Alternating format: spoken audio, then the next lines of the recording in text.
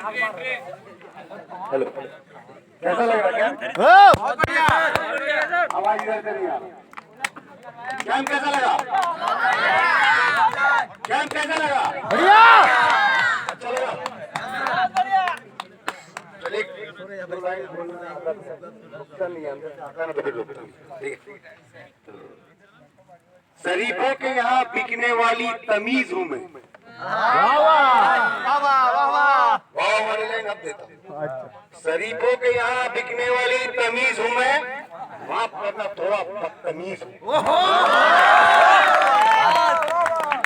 आगे कुछ पढ़ो, उससे पहले 4 लाइन माँ के लिए, ठीक है?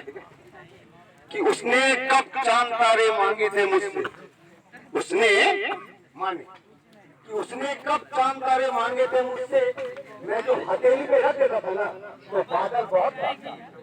उसने कब चांद तारे मांगे थे मुझसे, मैं जो हथेली पे रख देता था तो बादल बहुत था। मुझे नहा के मेरी माँ ने कभी गमछा नहीं ढूंढा, मुझे सुखाने के लिए उसका आंचल हो।